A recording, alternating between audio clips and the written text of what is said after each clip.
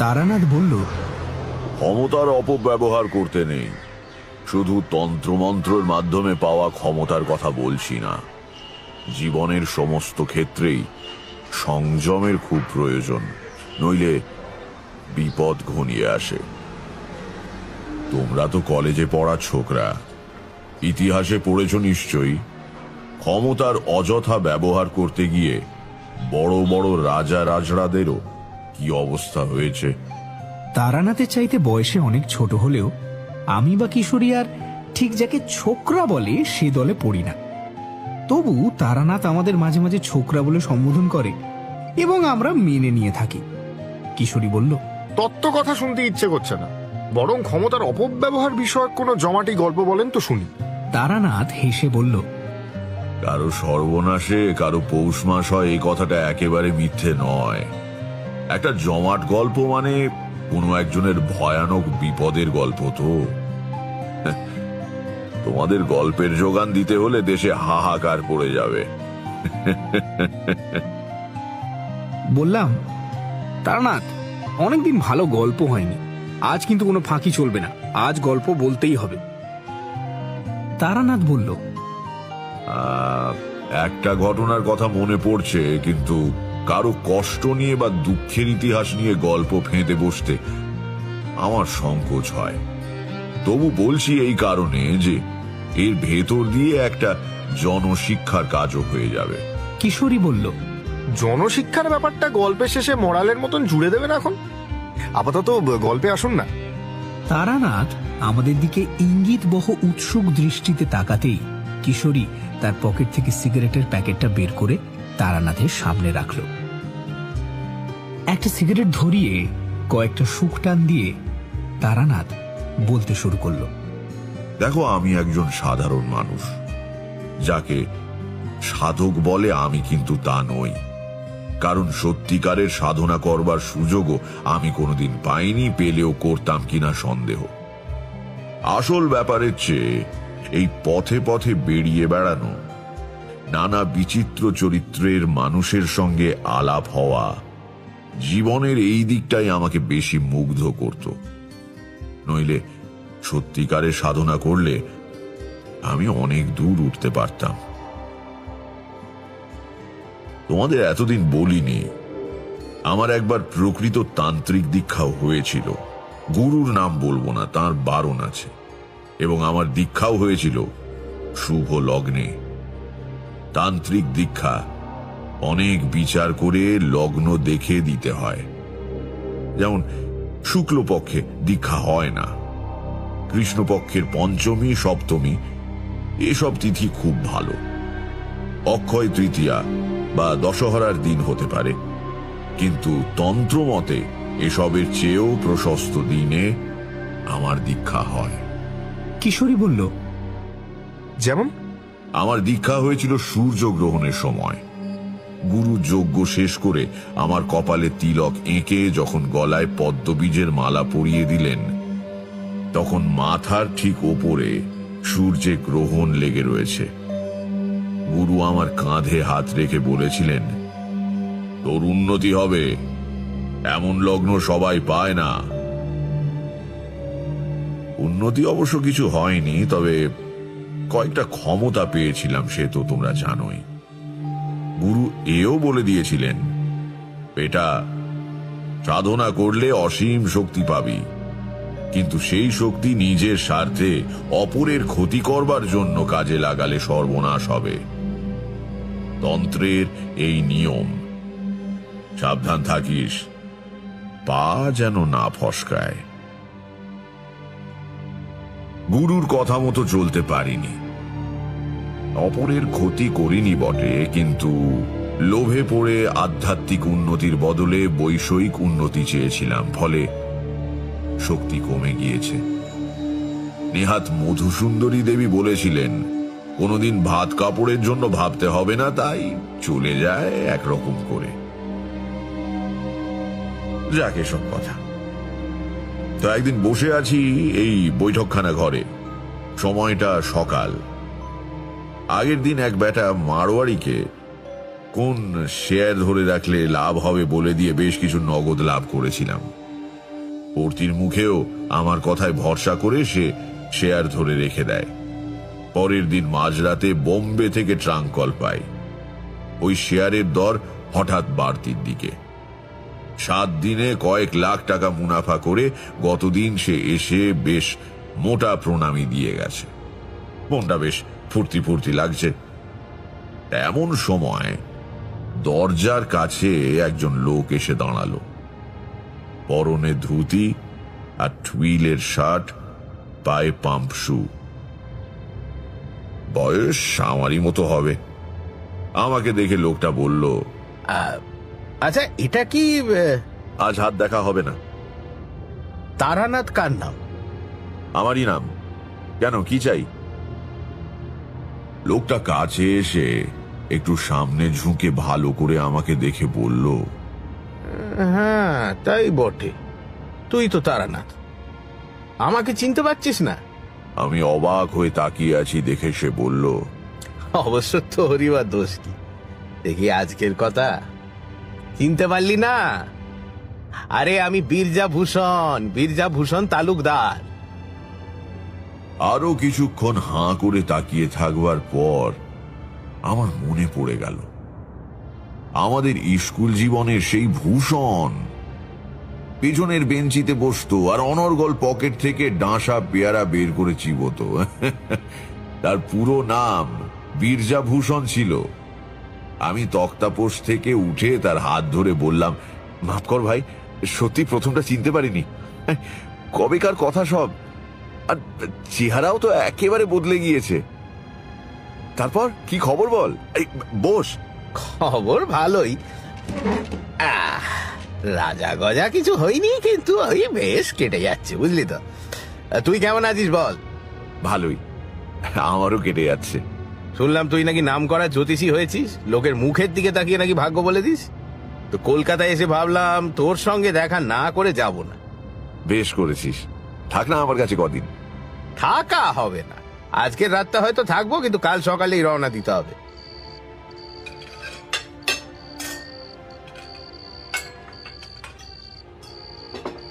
রাত্রিরে খাওয়া দাওয়া সেরে দুই বন্ধু বাইরের ঘরের চৌকিতে এসে বসলাম। ঘুম আর হলো না, ওই গল্প করতে করতেই রাত ফুরিয়ে গেল। বীরজাভূষণ কলকাতায় এসেছিল একটা মামলার তদারকি করতে। ওদের সমস্ত সম্পত্তি বাবা মারা যাবার পর 2 ভাগে ভাগ হয়ে গিয়েছে। 1 ভাগ পেয়েছে বীরজা, অন্য ভাগ পেয়েছে তার আপন দাদা অম্বিকাভূষণ। দাদাকে পৈতৃক বাড়ি ছেড়ে দিয়ে নিজে একটু দূরে আলাদা বাড়ি তৈরি করে নিয়েছে। কিন্তু সম্প্রতি ভাগাভাগির ব্যাপারে কি একটা ত্রুটি বের করে অম্বিকাভূষণ ভাইয়ের বিরুদ্ধে মামলা শুরু করেছেন। যে সম্পত্তি নিয়ে মামলা, তার দাম 20,000 টাকার চেয়ে বেশি। কাজেই মামলা এসেছে হাইকোর্টে।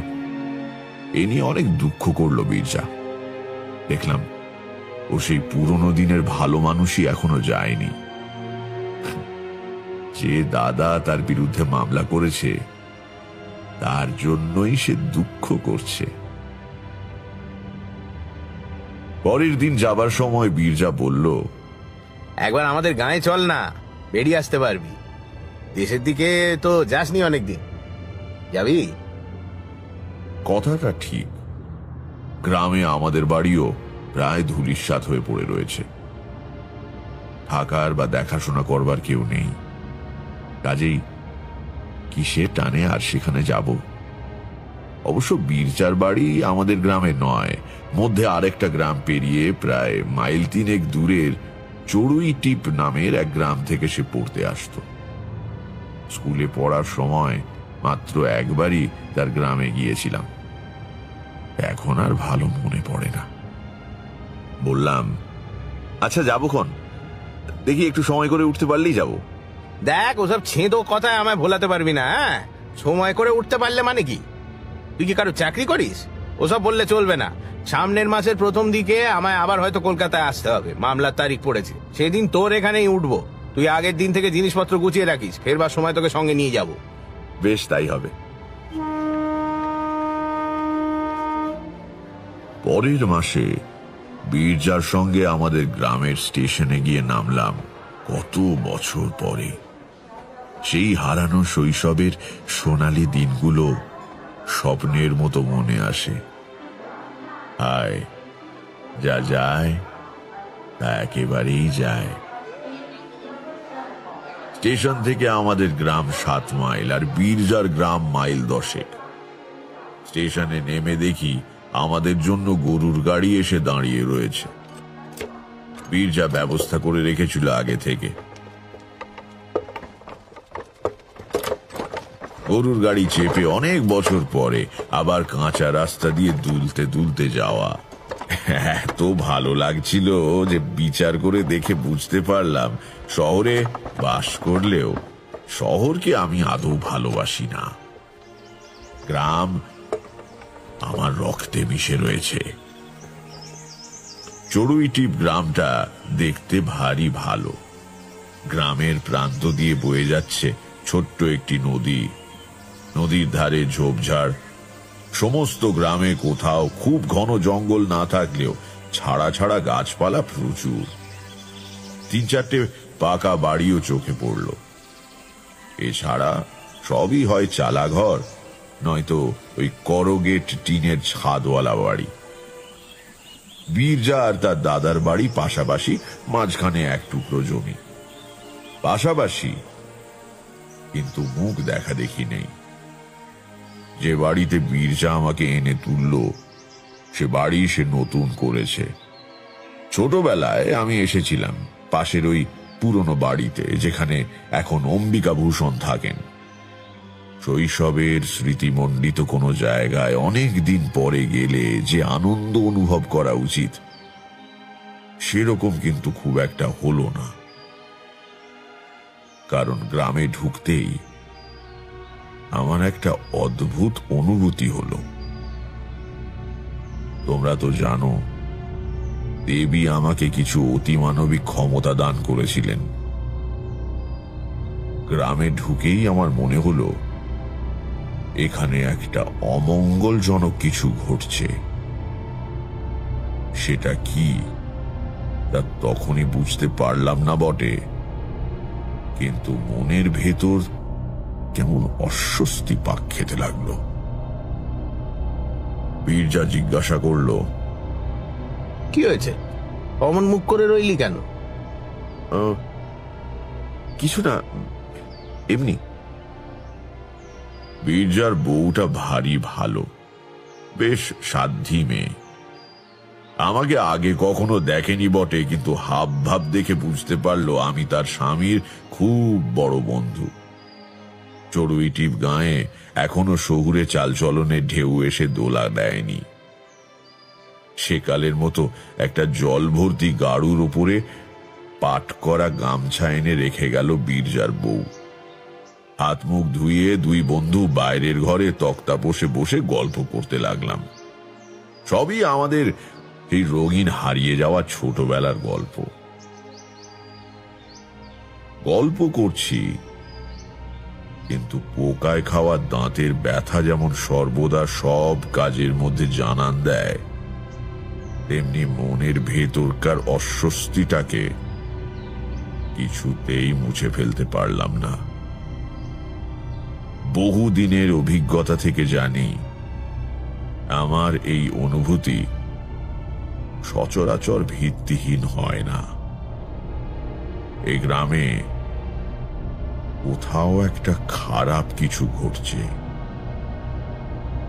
কি সেটা? আমি অন্যমনস্ক হয়ে যাচ্ছি দেখে বীরজা ভাবলো আমি বোধহয় ক্লান্ত। সে গল্পে ক্ষান্ত দিয়ে উঠে গিয়ে খাওয়া দাওয়ার আয়োজন কদ্দূর হলো দেখতে গেল। পরের দিন খুব ভোরে উঠে আমি আর বীরজা নদীর ধারে বেড়াতে গেলাম।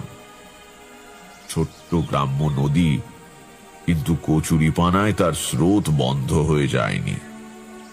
বেশ কাকচক্ষু জল ধীর গতিতে বয়ে চলেছে। সকালের স্নিগ্ধ হাওয়ায় শরীর জুড়িয়ে যায়। একটু পরিষ্কার জায়গা দেখে দুজনে বসলাম। আমার বাঁ পাশে একটা বড় বাবলা গাছ, তার ডালপালা অনেকখানি জলের দিকে ঝুঁকে পড়েছে। গুঁড়ি থেকে কিছু ওপরে এক জায়গায় 3টে মোটা ডাল 3 দিকে বেরিয়েছে। সেখানে একটা কাকের বাসা। কাকের বাচ্চা হয়েছে বোধহয়। মা কাক বসে বাচ্চা পাহারা দিচ্ছে, আর বাবা কাক একটু বাদে বাদেই কি যেন মুখে করে এনে বাচ্চাদের খাইয়ে যাচ্ছে। ওপারে চাষিরা জমিতে লাঙল দেবার উদ্যোগ করছে। গ্রামে এত সকালেই দিন শুরু হয়ে যায়, জানোই তো। শহরে অর্ধেক লোক বোধহয় তখনও বিছানা ছেড়েই ওঠে না। খোলা জায়গা, বেলা বেশি না হলেও রোদ্দুর ওঠার পর আর বসা গেল না। বীরজা বলল, চল উঠি, মমতা খাবার করে বসে আছে এতক্ষণ। ফেরবার সময় আগে পড়ে অম্বিকা ভূষণের বাড়ি। দেখলাম একজন প্রৌঢ় মানুষ, পরনে খাটো ধুতি, বেশ হৃষ্টপুষ্ট চেহারা, গলায় এক ছড়া মোটা রুদ্রাক্ষের মালা, বসে বসে তামাক খাচ্ছেন। সেদিকে না তাকিয়ে বীরজা চুপি চুপি বলল, ওই আমার দাদা। অম্বিকা ভূষণ আমাদের দিকে তাকিয়েও দেখলেন না। আমরা বাড়ির সামনে দিয়ে পার হয়ে যাবার আগেই ভেতর বাড়ি থেকে একজন লাল কাপড় পরা সন্ন্যাসী গোছের চেহারা লোক বেরিয়ে এসে অম্বিকা ভূষণের পাশে বসে একবার আমাদের দিকে তাকালো। বিশ্রী দৃষ্টি লোকটার, মাথায় সামান্য জটাও আছে। নিম্ন শ্রেণীর তন্ত্র সাধকের মতো চেহারা। জায়গাটা পার হয়ে গিয়ে জিজ্ঞাসা করলাম, এই বিজা, ওই লোকটা কে রে? বাড়ির ভেতর থেকে বেরিয়ে এলো? তোর দাদার গুরু নাকি? পেছন ফিরে একবার দেখে বীরজা বলল, না, দাদা মন্ত্র নাইনি। সাধু সন্ন্যাসী করার খুব ঝোঁক, মাঝে মাঝেই 2-4টেকে এনে পোষে। এই ব্যাটাকে দেখছি আজ কয়েকদিন যাবত, কিছুদিন শুষে চলে যাবে আর কি। দুপুরে দুজন বৈঠকখানায় বসে কথাবার্তা বলছিলাম। বহুদিন পরে শহর থেকে বাইরে বেরিয়ে যেন হাঁপ ছেড়ে বেঁচেছি। কোলাহল নেই, লোকজনের ঝামেলা নেই। রোজ সকালে বাজার থেকে শুঁটকো তরকারি আর আধ পচা মাছ কিনে আনবার কোনো তাড়া নেই। এখানে সকাল বিকেল খুব খুব খাচ্ছি, আর বৈঠকখানায় বসে তামাক খেয়ে আড্ডা দিচ্ছি। আর পরিবেশও বেশ শান্ত। বেড়াতে বেরুলে মেঠো পথ, বাঁশ ঝাড়ের নুয়ে পড়া ডগার উপরে বসে পাখির গান, মনে হয় এসব ছেড়ে এতদিন ছিলাম কি করে। কথায় কথায় হঠাৎ বীরজা বলল, তারানাথ, তুই তো আজকাল শহরে থাকিস, আমার জন্য কিছু একটা ব্যবস্থা করা যায় না? কিসের ব্যবস্থা? মানে ওসব দিকে আমার একটা চাকরি টাকরি হয় না। এসে বললাম, তুই চাকরি করবি কি রে? তোর বংশে কেউ কোনোদিন পরের কাজ করেনি, আর তাছাড়া সেরকম কারোর সঙ্গে আমার পরিচয়ও নেই। মনে হয় দাদার সঙ্গে এই মামলা আমি পেরে উঠবো না রে। যদি জিতি তাহলে সর্বশান্ত হব, তখন তো চাকরি ছাড়া আর উপায় থাকবে না ভাই। এই কথার আর কি উত্তর দেব? চুপ করে বসে রইলাম। রাত্রির বেলা গরমে ঘুম আসছিল না। এই 2 দিন বীরজার বাড়িতে থাকাকালীন মনের এই অস্বস্তির ভাবটা কিন্তু দূর হয়নি।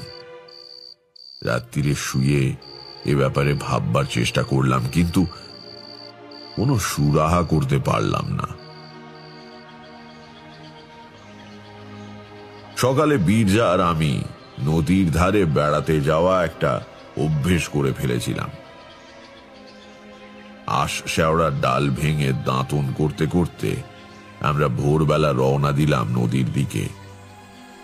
একেবারে স্নান করে তবে ফিরব। সারা রাত গুমোট গরমের পরে সকালে স্নিগ্ধ নদী জলে অবগাহন যে কি তৃপ্তির, তোমরা শহরের মানুষেরা কি বুঝবে। জলে নেমে ডুব দিয়ে পরে মাথা তুলে দেখলাম যেখানে দাঁড়িয়ে ডুব দিয়েছিলাম সেখান থেকে বেশ কিছুটা সরে এসেছি। বীরজা হেসে বলল, হ্যাঁ, আমাদের ছোট নদী হলেও স্রোতের বেশ টান আছে, কি বল? কিন্তু পরশু সকালেও তো টান ছিল না, হঠাৎ বাড়লো কেন? ও হয়, এমনিতে জোয়ার ভাটা বিশেষ খেলে না, কিন্তু অমাবস্যা আর পূর্ণিমার সময় স্রোত বাড়ে। অমাবস্যা কবে? তা ঠিক জানি না, 3-4 বাকি আছে বোধহয়। স্নান সেরে পাড়ে দাঁড়িয়ে গা মুছতে মুছতে নদীর ধারের ঝুঁকে পড়া বাবলা গাছটার দিকে চোখ পড়ল। প্রথমটা খেয়াল করতে পারিনি, পরে হঠাৎ মনে হলো গাছটাই কি যেন একটা নেই, একটা জায়গা যেন কেমন ন্যাড়া ন্যাড়া দেখাচ্ছে। কি নেই ওখানে? পরক্ষণেই বুঝতে পারলাম সেই কাকের বাসাটা। কিরে, কি হয়েছে তোর? কি দেখছিস ওদিকে? দেখ, কাকের বাসাটা আর নেই। কাকের বাসা? হ্যাঁ, কালকেও এখানে ওই ডালের তেকোনায় একটা কাকের বাসা দেখে গিয়েছি, আজ আর দেখছি না। কি হলো বলতো? কাল তো ঝড়টর হয়নি যে পড়ে যাবে? বীরজা শুকনো কাপড় পরতে পরতে বলল, ঝড়ে কখনো কাকের বাসা পড়ে? দারুণ শক্ত করে বাসা বাঁধে। অবশ্য খুব বড় ঝটকা হলে হয়তো পড়তে পারে, কিন্তু সেরকম তো হয়নি। ছাড় না, একটা কাকের বাসা নিয়ে মাথা ঘামাবার কি আছে? আয়, কি ঘটতে চলেছে জানলে কি বীরজা অত শান্তভাবে কথাগুলো বলতে পারত? এই ঘটনার পরেও কিন্তু আমি কিছু আন্দাজ করতে পারিনি, পারা সম্ভবও ছিল না। কিন্তু কখনো কখনো জীবনে আশ্চর্য অঘটনের ভিড় লেগে যায়। সকালে যার কথা খুব ভেবেছি, বিকেলে 10 বছর পরে হয়তো সেই বন্ধু এসে হাজির হলো, কিংবা হয়তো সকালে একটা তালা এবং বিকেলে সেই তালাটারই চাবি রাস্তায় কুড়িয়ে পাওয়া যায়। এর পরের দিনই সে ধরনের একটা ব্যাপার ঘটায়। আমি মনে মনে 2 আর 2 যোগ করে দিলাম। চড়ুই টিপ থেকে মাইলাস্টেক পশ্চিমে বসন্তপুর বলে একটা গ্রাম আছে। সে গ্রামের কল্যাণেশ্বর শিব খুব জাগ্রত। প্রতি বছর চড়কের সময় বড় মেলা বসে। মন্দিরও নাকি বহুদিনের পুরনো। গায়ে পোড়ামাটির কাজ রয়েছে শুনে বীরজাকে বলেছিলাম একবার দেখতে যাবার কথা। বীরজা গ্রামের আবিদ শেখকে বলে রেখেছিল পরের দিন সকালে তার ঘোড়ার গাড়ি নিয়ে আসতে। সমস্ত গ্রামে ওই আবিদেরই একমাত্র গাড়ি।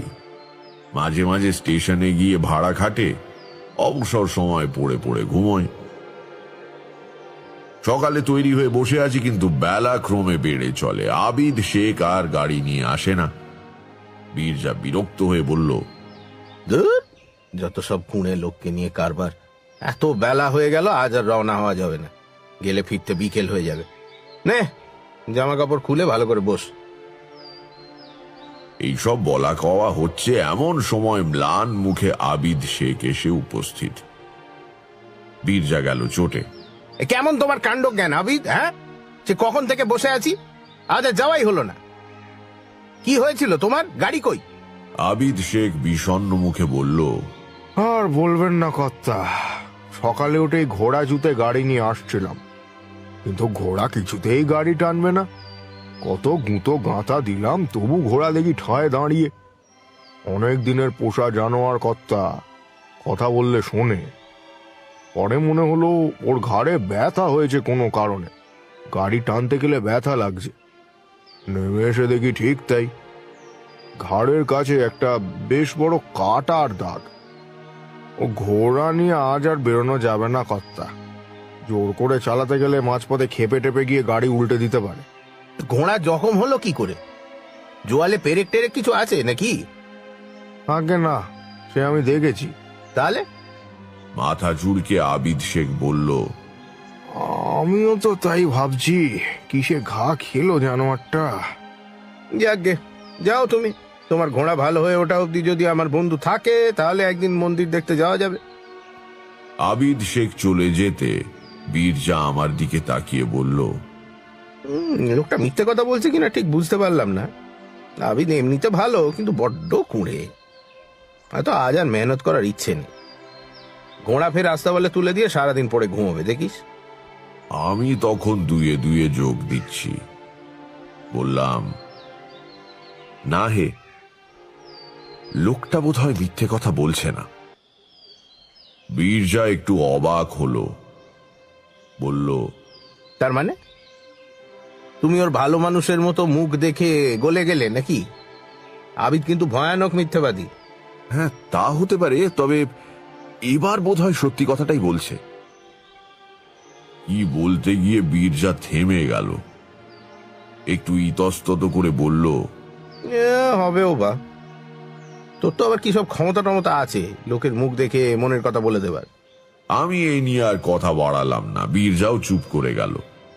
সকালে বসন্তপুর যাবার জন্য তৈরি হয়ে বসেছিলাম, কাজেই নদীর ধারের দৈনন্দিন ভ্রমণ আজ আর হয়ে ওঠেনি। দুপুরে খাওয়ার পর নিটোল একটি দিবানিদ্রা দিয়ে উঠে দেখলাম বেলা গড়িয়ে গিয়েছে। এখনই বেরিয়ে পড়লে কিছুক্ষণ নদীর ধারে বসা যায়। মুখে চোখে জল দিয়ে রওনা দিলাম।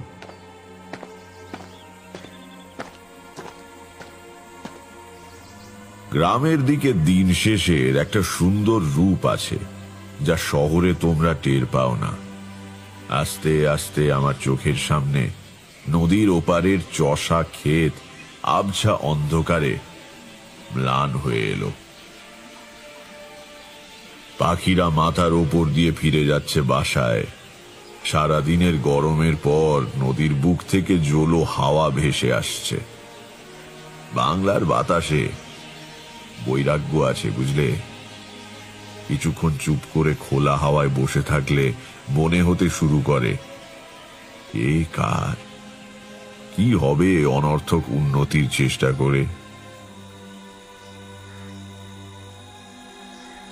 অন্ধকার বেশ চেপে আসছে দেখে বাড়ি ফেরবার জন্য উঠে দাঁড়ালাম। সঙ্গে সঙ্গে নজর পড়ল ওপাশের সেই বাবলা গাছটার দিকে। গাছের নিচে একটু ঝোপ মতো, আর তার মধ্যে কি যেন নড়ছে। অস্বীকার করতে পারবো না, প্রথমে বেশ ভয়ই পেয়েছিলাম। এদিককার গ্রামে সন্ধ্যের দিকে এখনো বুনো শুয়োর বেরোয়। শখ করে হাওয়া খেতে এসে শেষে বুনো শুয়োরের হাতে পড়লাম নাকি? এই শুয়োর বড় বাজি জানোয়ার, অকারণেই তেড়ে এসে দাঁত দিয়ে পেট চিরে দেয়। কিন্তু না, শুয়োর নয়। আমার পায়ের আওয়াজ পেতেই বোধহয় ঝোপের মধ্যে থেকে একজন উঠে দাঁড়ালো। অম্বিকা ভূষণের বাড়িতে দেখা সেই তান্ত্রিক সন্ন্যাসী। তার হাতে কতগুলো শেকড় বাকড়। লোকটা তীব্র জ্বলন্ত দৃষ্টিতে আমার দিকে তাকিয়ে রইল। তার চোখের দিকে তাকালে মনে হয় পৃথিবীতে সব আলো, হাসি, গান ফুরিয়ে গিয়েছে। যেন কাল সকালে আর সূর্য উঠবে না এবং 5 মিনিটের মধ্যে আমি মারা যাব। তোমরা হলে সেই চাউনিতেই তোমাদের হাত পা ঠান্ডা হয়ে আসতো, কিন্তু আমি তারানাথ। আমারও জীবন কেটেছে ভয়ানক সব সাধকদের সঙ্গে মেলামেশা করে। তারা সত্যিকারের সাধক। আর এই লোকটাকে দেখেই বুঝতে পারলাম এর কিছু ক্ষমতা আছে বটে, কিন্তু সে নিম্ন শ্রেণীর ক্ষতি করার ক্ষমতা। সেটা বুঝেই মনে জোর পেলাম। লোকটা আমার দিকে তাকিয়েই আছে। আমি তার চোখে চোখ রেখে বললাম, কি শ্বেত সর্ষে জোগাড় হলো? মুহূর্তের মধ্যে তার মুখে বিস্ময়, ক্রোধ ইত্যাদি কয়েকটা অভিব্যক্তি খেলে গেল। আমার দিকে এক পা এগিয়ে এসে অদ্ভুত কর্কশ গলায় বলল, তুমি কি করে জানলে? আবার বললাম, কাকের বাসা তো আগেই সংগ্রহ হয়েছে। নিম পাতা কি কালকে পাড়া হবে না পরশু? পরশুই তো অমাবস্যা, তাই না? সে কিছুক্ষণ আমার দিকে স্থির চোখে তাকিয়ে রইল। তারপর আস্তে আস্তে প্রত্যেকটি কথা গরম লোহার মতো বিধিয়ে দিয়ে বলল, ও, তুমি জেনেছ তাহলে? তাই তোমাকে দেখে সেদিন আমি বোকা, আমারই আগে বোঝা উচিত ছিল। তারপরেই তার চোখ আবার দপ করে জ্বলে উঠল। মাথাটা সামনে ঝুঁকিয়ে সে বলল, কিন্তু বিশেষ লাভ কিছু হবে না। এক সাধকের অবিচার ক্রিয়ায় বাধা দেওয়া নিয়ম বিরুদ্ধ, জানো তো? হ্যাঁ, দিয়েও সুবিধে করতে পারবে না। আমার যা করবার আমি করবই, বাধা দিলেও লাভ হবে না, আমার ক্রিয়ার ফল হবেই। দেখা যাক। সে কয়েক মুহূর্ত আমার দিকে তাকিয়ে থেকে, বেশ, দেখো তাহলে, বলে পেছন ফিরে হাঁটতে শুরু করলো। খুব মন খারাপ নিয়ে বীরজার কাছে ফিরলাম। আমি নিজের অভিজ্ঞতা থেকে জানি, এসব সাধকদের ভালো করার ক্ষমতা না থাকুক, ক্ষতি করবার শক্তি কিন্তু খুবই থাকে। কিশোরী হঠাৎ জিজ্ঞেস করলো, কিন্তু আমরা যে অন্ধকারে রয়ে গেলাম, আপনি কিভাবে 2 এ 2 4 করলেন বললেন না? তারানাথ হেসে বলল, তাও তো বটে। গল্প বলতে বলতে ভুলে গিয়েছিলাম যে তোমরা এসব ব্যাপার কিছুই জানো না। আচ্ছা বলি, শোনো। প্রথমে নদীর ধারের বাবলা গাছ থেকে কাকের বাসাটা অদৃশ্য হয়ে যাওয়াতে আমার মনের ভেতরে টনক নড়ে ওঠে। তোমাদের এই জিনিসটা ব্যাখ্যা করে বোঝাতে পারবো না।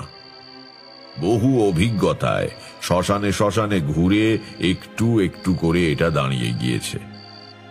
কখনো মুন্ডমালা তন্ত্র অথবা হংস পারমেশ্বর নামে কোনো বইয়ের নাম শুনেছ? আমি বললাম, কই না তো। তারানাথ বলল, সেই বইয়ে শ্বেত বগলা নামে এক দেবীর উল্লেখ রয়েছে। তার পুজো করে তারপর উচাটন ক্রিয়া করতে হয়। কারুর ক্ষতি করবার জন্য যে তান্ত্রিক ক্রিয়া, তারই নাম উচাটন। অমাবস্যার দিন ছাড়া শ্বেত বগলার পুজো হয় না। ঘোড়া আর মোষের রক্ত মিশিয়ে কালি তৈরি করতে হয়। তারপর কাকের পালকের কলম দিয়ে যার সর্বনাশ করতে চাও তার নাম একটা নিম পাতার ওপর ওই রক্ত দিয়ে লিখতে হবে। লেখার সময় একটা মন্ত্র উচ্চারণ করতে হয়, সেটা অবশ্যই তোমাদের বলবো না। এরপর ষোড়শোপচারে শ্বেত বগলার পুজো করে হোম করতে হবে। যজ্ঞের সমিধ হচ্ছে সাধারণত বেলকাঠ বা জগডুমুরের কাঠ, কিন্তু এই যজ্ঞ করতে হয় কাকের বাসার সরু সরু কাঠি দিয়ে।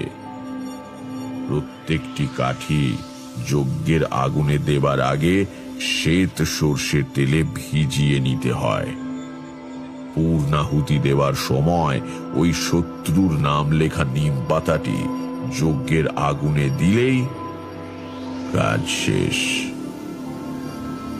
এবার আগুন নিভে গেলে যজ্ঞকুণ্ড থেকে কিছুটা ভস্য তুলে শত্রুর বাড়িতে নিক্ষেপ করলে কয়েকদিনের মধ্যেই তার ভয়ঙ্কর সর্বনাশ উপস্থিত হবে।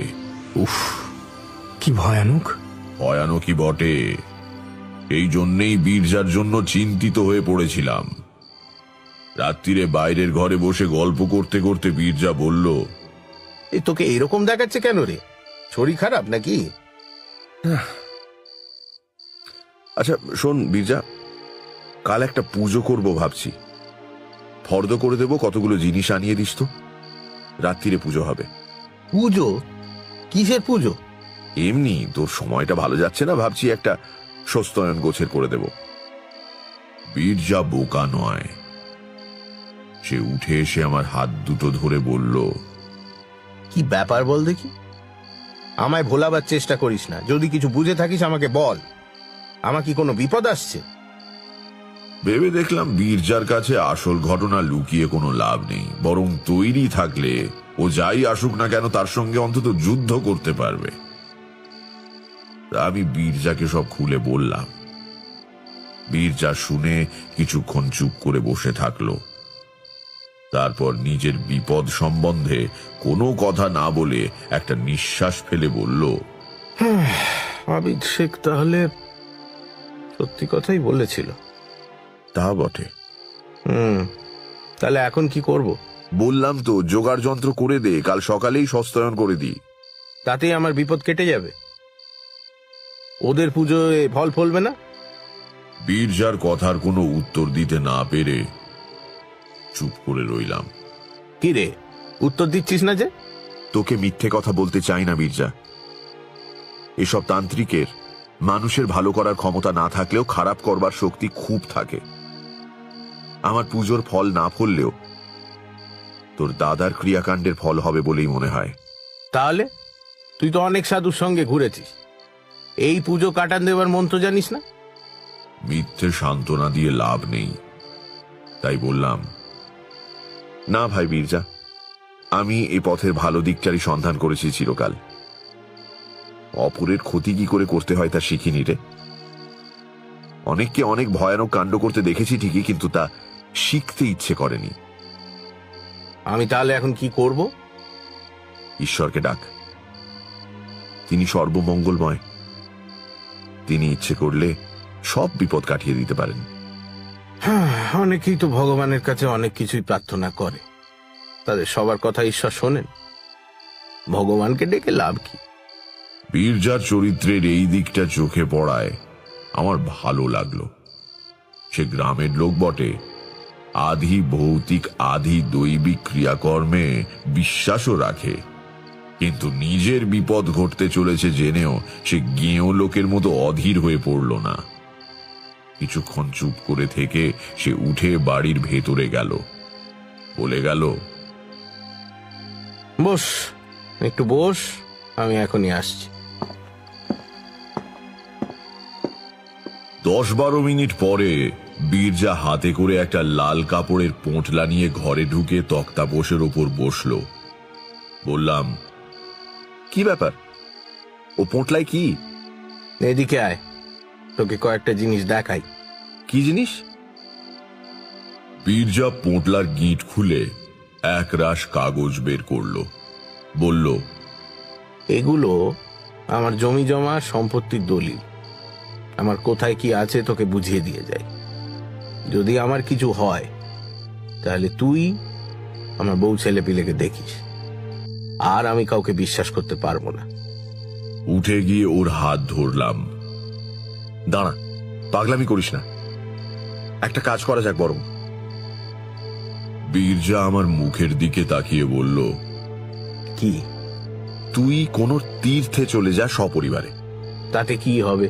তীর্থে থাকলে অমঙ্গল হয় না, কারো কোনো অভিশাপ ফলে না। তুই ঠিক বলছিস? অন্তত কম ফল হয়, ঈশ্বরের স্থান তো। বীরজা কয়েক মুহূর্ত চুপ করে ভেবে বলল, বেশ, তো তাহলে তুইও চল আমার সঙ্গে। অবাক হয়ে বললাম, আমি কি করে এখন? বীরজা দৃঢ় গলায় বলল, ও সব চলবে না। তোর কথায় আমি এই বিপদ মাথায় করে বাড়ির সবাইকে নিয়ে তীর্থ করতে যাব। যদি তাতেও কোনো ফল না হয় আর আমি বিদেশেই মরে যাই, তখন বউ ছেলে পুলের কি হবে? ওরা পথ ঠিক করে বাড়ি ফিরতেও পারবে না। তুই বুদ্ধি যখন দিয়েছিস তখন তোকেও সঙ্গে যেতে হবে। বীরজার দিকে তাকিয়ে মায়া হলো। বেচারা ভয় পেয়েছে খুব, কিন্তু চরিত্রের দৃঢ়তা দিয়ে সেই ভয়কে মুখে ফুটে উঠতে দেয়নি। এখন ওকে একলা ছেড়ে দেওয়া উচিত নয়। বললাম, আচ্ছা, যাব তোর সঙ্গে। কবে রওনা দিতে চাস? কাল সকালে। সে কি, হঠাৎ কোথাও কিছু নেই, এক রাত্রিরে সব গোছগাছ করবি কি করে? সে আমি পারবো, আর এমন কি বা নেবার আছে, হয়ে যাবে এখন। কিন্তু টাকা কড়িরও তো প্রশ্ন আছে। তার জন্য আটকাবে না। এসব দেশগাঁ জায়গা, আমরা ব্যাংকে টাকা রাখি না। 2-4 টাকা যা আছে তা বাড়িতে। কালই চল। চল তাহলে। কোথায় যাবি? একটুও না ভেবে বীরজা বলল, কাশিতে। খুব দেখার ইচ্ছে ছিল, এই সুযোগে হয়ে যাবে। তারপর একটু চুপ করে থেকে আবার বলল, তারপর ধর সত্যি যদি আর না ফিরি, তাহলে হিন্দু ছেলে কাশিতে অন্তত মরতে পারবো।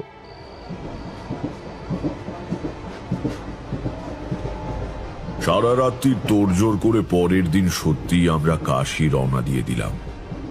বীরজার স্ত্রীকে আসল কারণ জানানো হলো না। দুই বন্ধুর হঠাৎ বেড়াতে যাবার শখ হয়েছে এই কথা তাকে বলা হলো। যাবার পথে নিবারণ রায়, বীরজার দূর সম্পর্কের মামা, তাকে ঠিকানা দিয়ে এলো বীরজা। আমার এক চেনা ভদ্রলোকের অনেক দান আছে কাশীর এক আশ্রমে। সেখানে এর আগেও বার দুই আমি উঠেছি কাশী গিয়ে। এবারেও সেখানেই থাকবো ঠিক করেছিলাম। তারই ঠিকানা। তখনও জানি না যে ঠিকানাটার সত্যিই দরকার পড়বে।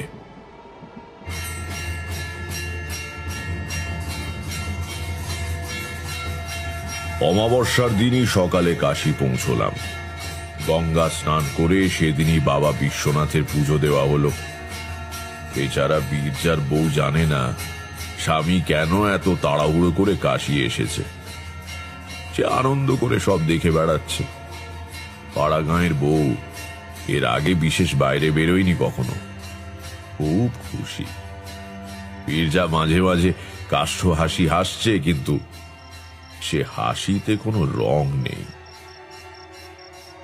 সেদিন রাত্রিটা আমরা দুই বন্ধু এক জায়গায় বসে প্রায় জেগেই কাটিয়ে দিলাম। কিছুই ঘটল না। এই ভয়ঙ্কর সময়টা কেটে যেতে বীরজাও যেন মনে একটু বল ফিরে পেল। পরের দিন সকালে তাকে বেশ হাসি খুশি দেখলাম। এই করে নিরুপদ্রবে আরো 3-4 দিন কেটে গেল। পঞ্চম দিনে বীরজাই আমাকে বলল, মনে হচ্ছে এই যাত্রা বেঁচে গেলাম, বুঝলি না? তীর্থস্থানের মাহাত্ম্য আছে, স্বীকার করতে হবে। সেদিনই বিকেলে বসে আমি আর বীরজা গল্প করছি, মাটিতে বসে তরকারি কুটছে বীরজার বউ। হঠাৎ আশ্রমের অধ্যক্ষ জ্ঞানানন্দ ঘরে ঢুকে বললেন, হঠাৎ ঢুকে পড়লাম, কিছু মনে করবেন না। অবশ্য বৌমা আমার মায়ের মতো। এই আপনাদের সঙ্গে একটু কথা ছিল যে। বললাম, আসুন আসুন, বসুন তো আগে। কি ব্যাপার বলুন। জ্ঞানানন্দ তাঁর হাতে ধরা হলুদ রঙের এক টুকরো কাগজ আমাদের দিকে বাড়িয়ে দিয়ে বললেন, বীরজাভূষণ কার নাম? একটা তার এসেছে। আশ্রমে তার এলে আমি সই করে নিয়ে পৌঁছে দিই। এই দেখুন তো কি খবর, কোনো বিপদ টিপদ নয় তো? বিপদ আর কি হবে, বীরজা তো সমস্ত পরিবার নিয়ে এখানে। তার খুলে বীরজার চোখ মুখ কেমন যেন হয়ে গেল। জিজ্ঞেস করলাম, কি হয়েছে বীরজা, কি খবর কি? বীরজা আমার দিকে তারটা বাড়িয়ে দিয়ে বলল, দাদা তার পাঠিয়েছেন, পড়ে দেখ। পড়ে দেখলাম। অম্বিকা ভূষণেরই করা তার বটে। বিশেষ কিছু লেখা নেই, শুধু বলা হয়েছে, অবিলম্বে ফিরে এসো, বাড়িতে বিপদ। বীরজার দিকে তাকিয়ে বললাম, কি বিপদ বলে মনে করিস? তা কি করে বলবো, কিছু তো বলা হয়নি।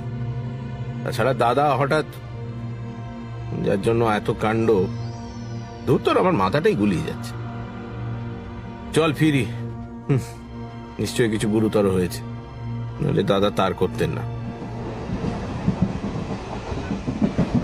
ট্রেনে আসতে সমস্ত পথ বীরজা বলল, রক্তের টান, বুঝলি? দাদা ভুল বুঝতে পেরে আমাকে আবার ডেকেছে। আমি তার কথার উত্তর দিইনি তখন, কারণ হঠাৎ আমার মনের মধ্যে আবার সেই পুরনো অমঙ্গলের ধ্বনি বেজে উঠেছে, যেন অবিলম্বে একটা অশুভ কিছু ঘটতে চলেছে। এর ওপর বীরজাকে আর কিছু বলে ভয় দেখিয়ে লাভ নেই। কিন্তু আমি জানি কিছু একটা ঘটবেই বা ঘটছে। আমার এই অনুভূতি মিথ্যে হয় না, হলো তাই। গরুর গাড়ি নিয়ে স্টেশন থেকে একেবারে অম্বিকা ভূষণের বাড়ির সামনে গিয়ে নামা হলো। মালপত্র গাড়িতেই রেখে আমরা ঢুকলাম বাড়িতে। চারদিকে কেমন একটা থমথমে ভাব। বাইরের ঘরে কেউই নেই।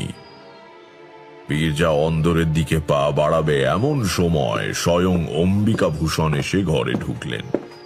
বীরজা নিচু হয়ে তার পায়ের ধুলো নিয়ে প্রণাম করে বলল, কি হয়েছে দাদা, তার করেছো কেন? উত্তরে অম্বিকা ভূষণ ভাইকে জড়িয়ে ধরে কেঁদে ফেললেন।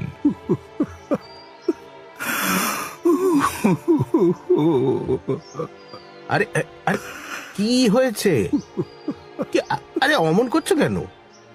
সন্তুর খুব অসুখ বীরু, আর বুঝি রাখা যায় না। সন্তু অম্বিকা ভূষণের বড় ছেলে। বীরজা অবাক হয়ে বলল, কি হয়েছে সন্তু?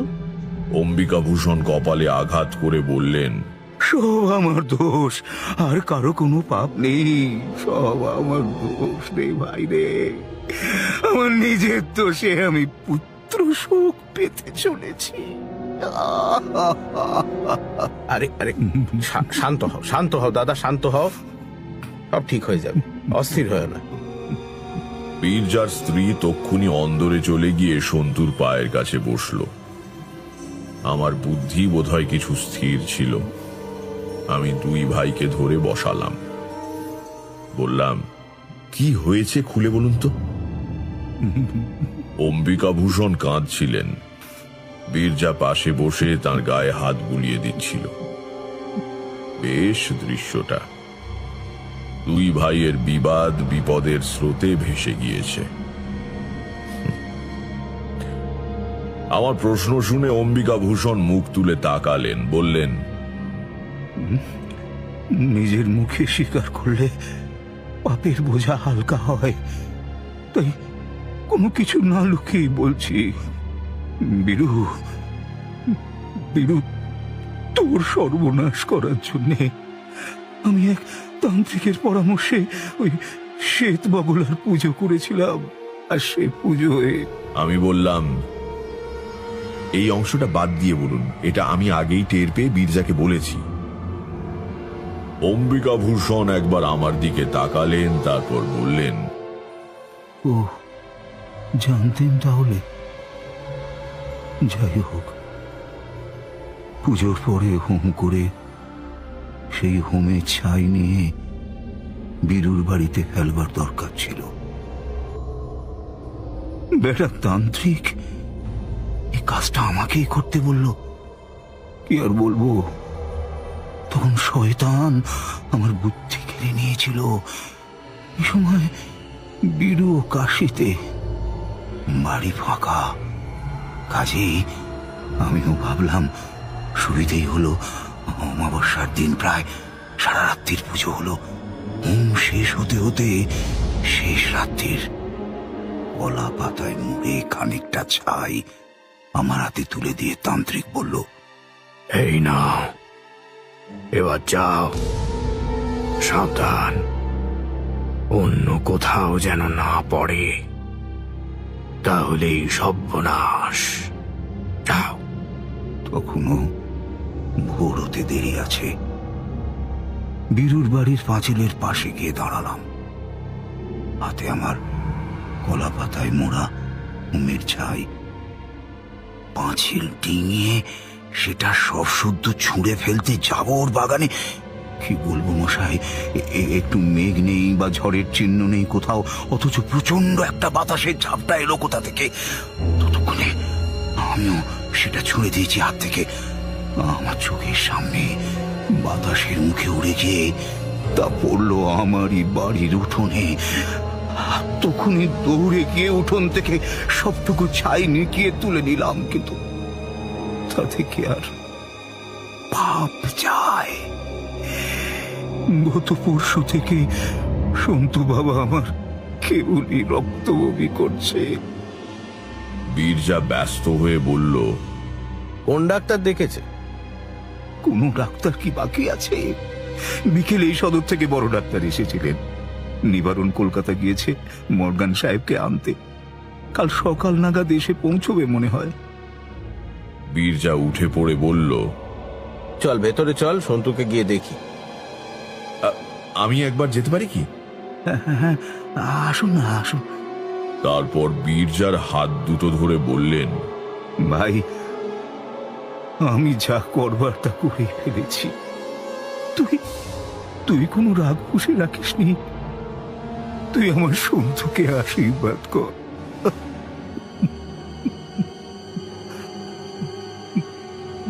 অমন করে বলছো কেন দাদা? সন্তু আমার নিজের ছেলের মতো।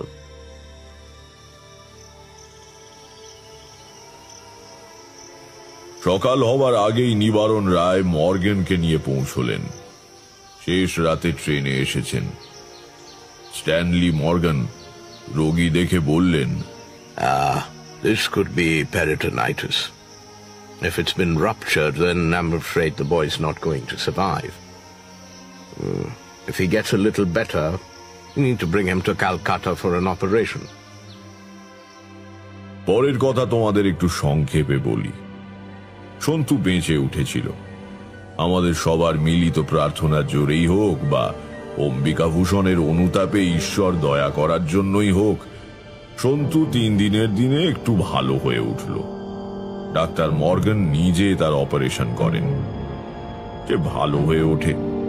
2 ভাইয়ের ঝগড়াও চিরকালের জন্য মিটে যায়। কিন্তু তান্ত্রিক প্রক্রিয়ায় অপরের ক্ষতি করতে গিয়ে মানুষ নিজের কি বিপদ ডেকে আনে দেখলে তো? বোধহয় ভগবানই অম্বিকাভূষণকে একটু শাস্তি দিতে চেয়েছিলেন। নইলে সামান্য বাতাসের চিহ্ন নেই কোথাও, অথচ অমন হবে কি করে? কিশোরী বলল, আচ্ছা, সে তান্ত্রিকের কি হলো? সে পরের দিনই লোটা কম্বল নিয়ে কাউকে না বলে ভেগেছিল। প্রাণের ভয় সবারই আছে তো। সন্তুর অসুখের ব্যাপারটা তো কাকতালীয় হতে পারে। তারানাথ কড়া চোখে তাকিয়ে বলল, পাষণ্ড কোথাকার! আর যদি কখনো তোমাদের গল্প বলেছি। শুনছিলেন তারানাথ তান্ত্রিকের গল্প। রচনা তারাদাস বন্দ্যোপাধ্যায়।